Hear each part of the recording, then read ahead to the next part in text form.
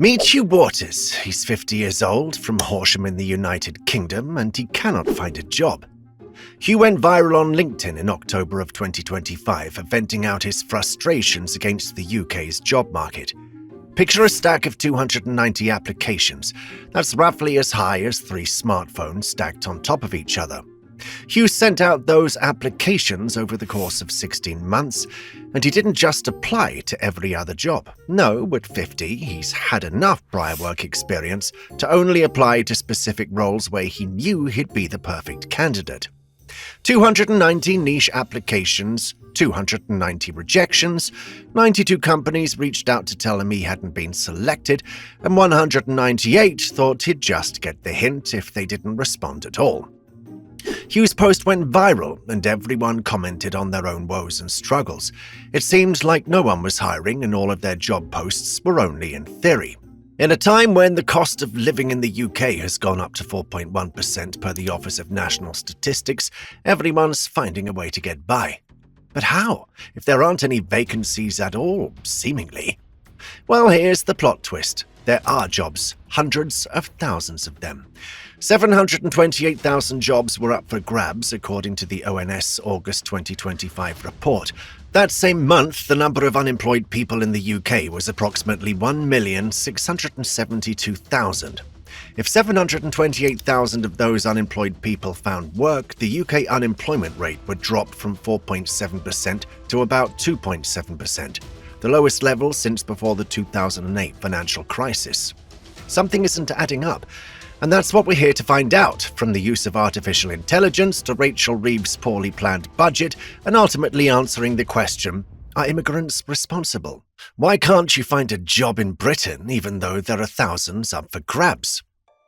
Are the hundreds of applicants who've gotten zero response so far exaggerating? No, not at all. In fact, The Telegraph sat down with several HR executives to really get to the root of the issue. It's not that there aren't any jobs available or that there aren't people willing to take those roles up. It's just a mismatch between who's applying and who should get the job. One executive mentioned that the number of jobs their company puts out every year hasn't decreased, but the number of applicants has certainly increased. They blame AI. Remember how much different life used to be before ChatGPT became popular in 2022? How AI was genuinely just a sci-fi concept and actually feared, versus today where we rely on the chatbot to give us quick responses to everything from baking cookies to building a house. This isn't a good thing, according to HR. Everyone's overdependency on AI basically translates to them using ChatGPT or something similar to create their job applications, overconfidently applying to roles they aren't qualified for. This means that the applications that manage to bypass AI's own systems are AI-generated and, in effect, the wrong applications that needed to be filtered to go through to HR.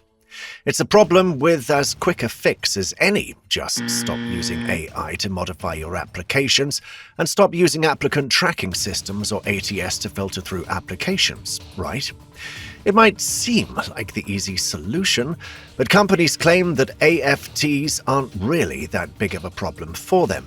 They believe that the real problem is the applicant who applies knowing they're not fit for the job. So this puts the onus on the applicant to do better, not them. But here's another problem. AI will do strictly what it's told. It won't present an opinion. Say, for example, a company wants specific keywords incorporated into the applications that they receive, and only those applications that contain those keywords will move through. AI won't go through every application, determining who's better suited based on the wants and needs of the company, or even what the job entails. No, it'll search for that specific keyword, and that's it. The chances of one of the hundreds or even tens of applicants who manage to crack the code and are selected for the role are a lot higher than the number of qualified candidates who don't even get a fighting chance. And it's not just a keyword either, it's also the way you formatted your resume. AI systems are very specific, and while recruiters love them for it, applicants can't help but feel limited because of them too. The worst part, though, is this isn't going to go away anytime soon. If anything, AI will continue to integrate into our daily lives as if it hasn't already. It seemed fine when it was limited to simple questions, but with people's livelihoods at stake, the situation has taken a drastic turn. If you think this is an over-exaggeration or just another war against the machine's propaganda, let's run through a scenario. You searched for job openings on ChatGPT, Gemini, or your AI software of choice, and it gave you a list of openings catering to the prompts you entered. From here, you scanned the whole text back into the software and asked it to tailor your resume to match the job, within reason, of course. Now let's say the AI system used by the recruiting team liked your application enough to move it forward to HR. Is this the point where you'll finally have human interaction? No, it's not. Have you ever heard of HireVue?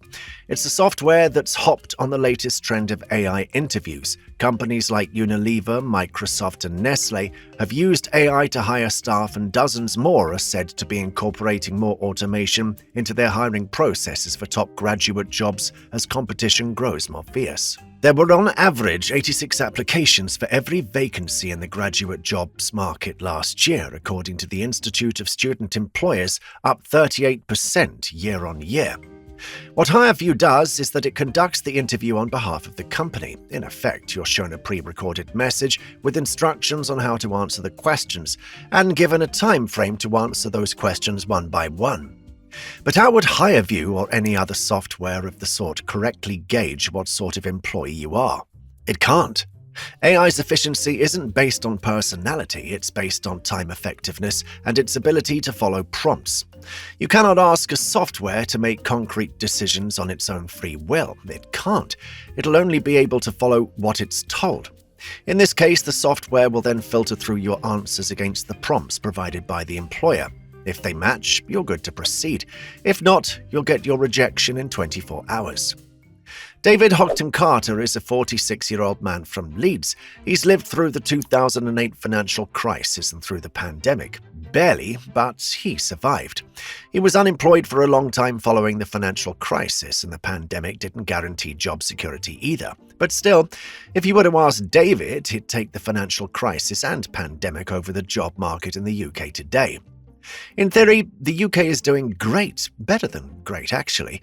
We're coming back to pre-pandemic levels, and there are only 1.9 unemployed people for every vacancy. That gives, again, in theory, everyone a fighting chance for the role. But these figures don't represent what's really going on. When we talk about job vacancies, we're talking generally about the number of roles that need to be filled. But if we are to be specific, then the number of jobs available isn't proportionate for every sector. There's an obvious skills shortage in certain areas, such as data science and engineering, so most of the roles you'll see will be for those technical jobs. That 1.9 jumps up, obviously. And if you think it's bad for people who are underqualified, wait till you hear about the situation for people who are overqualified. Meet 29-year-old Lufty, who works at a local pub and makes £24,000 a year. Now, it's enough to get by, but barely, and that's all anyone can really hope for with the cost of living crisis, right? But when The Guardian sat down to talk to him about the job market, Lufty made a startling revelation. He's £60,000 in debt. 4 out of the 8 people who work at the pub have master's degrees, including Lufty. He has a first in biology and a master's degree with distinction in medical macrobiology from Russell Group universities. I've been applying for entry-level jobs in science and healthcare, especially for lab assistant positions with the NHS, since I was 23. I'm lucky if I get one interview a year. Lufty and David are part of a growing demographic that believe the job market is broken. If you ask them, there are 2 reasons for this: overuse of AI and Rachel Reeves' budget. Rachel Reeves' budget was meant to steady the economy, but for a lot of workers and small businesses, it's done the opposite. Their headline change, raising employers' national insurance contributions by 1.2 percentage points and lowering the threshold for when those payments kick in, might sound minor, but it's quietly made hiring much more expensive, especially for low-paid and entry-level jobs. When you add that to rising energy costs and slower consumer spending, many companies are now struggling to justify taking on new staff. Since the budget took effect, reports suggest that as many as 250,000 jobs have vanished, with layoffs and hiring freezes spreading fastest through the service industry. Employers are calling it a double squeeze. Their costs are up, but demand hasn't recovered enough to support wage growth. Even businesses that want to expand can't afford to, and many are pausing recruitment altogether. According to The Guardian, unemployment has crept up to its highest level since the pandemic, with around 1.6 million people now jobless. The irony is that the budget's intent was to rebuild fiscal stability, not weaken the job market. But the ripple effect has been clear. Higher taxes on employers lead to fewer job openings, slower hiring, and growing insecurity for workers. In other words, the government might have balanced its books, but at the cost of making it even harder for ordinary people to find work. The wind of change that carried my own parents across the globe in the 20th century was a mere gust compared to the hurricane that is coming. Suella Braverman went up to the podium at the National Conservatism Conference in 2023 and spoke of protecting British interests. The former Home Secretary believed that immigration had led to non-Britons making decisions for the UK, a dire issue that needs solving right now. Her words were previously echoed by the Vote Leave campaign during Brexit, presenting uncontrolled immigration as a major hindrance in the lives of the average British citizen. But migration didn't really go down, it only went up. The only thing that went down once again were people's reservations about immigration. Still, the idea of an immigrant coming in to steal jobs is prevalent, not just in the UK, but in almost any country that sees a mass influx of migrants every year. The former Home Secretary was sure immigrants had a role to play in the UK's unemployment statistics, but what about the statistics that determine those statistics? According to the Migration Advisory Committee and studies from Oxford Migration Observatory, the impact of immigration on overall unemployment has been close to zero. Migrants often fill jobs that struggle to attract local applicants, such as roles in healthcare, logistics, construction, and food services. The idea that migrants take jobs from locals assumes that there's a fixed number of positions to go around. But the labour market doesn't actually work that way. When more people join the workforce, demand for goods and services also rises, which in turn creates more jobs. Immigrants contribute to this cycle through taxes, spending, and entrepreneurial ventures that stimulate economy activity. So why do so many Britons still believe immigration is to blame for joblessness? Part of the answer lies in perception and politics. When the economy feels uncertain, it's easier to attribute those struggles to rising immigration than to systemic issues like automation, poor retraining programs, or restrictive hiring practices. Many regions that voted for Brexit, for instance, have relatively low immigration populations but high economic deprivation, suggesting frustration with opportunity, not necessarily with immigration itself. The real culprits behind Britain's unemployment woes might not be the people, but policies. Skills mismatches, shrinking training budgets, and automated hiring systems have made it harder for ordinary job seekers to break through. Job vacancies exist, but they're concentrated in fields requiring specific technical expertise, while millions of workers remain underqualified or unsupported in transitioning to these roles. So when someone claims that immigrants are taking all the jobs, it's worth pausing to ask, which jobs exactly? People like Hugh, David and Lufty are believing proof that hard work and experience no longer guarantee stability. The UK job market looks full on paper, but behind those numbers lies algorithms deciding careers, budgets that punish employers for hiring, and policies that fail to bridge the widening skills gap. AI has turned the hiring process into a keyword lottery, while economic decisions like Rachel Reeves' budget have priced small businesses out of expanding their teams. Add to that costs of living crisis that keeps tightening its grip, and you've got a market where both workers and employers feel cornered.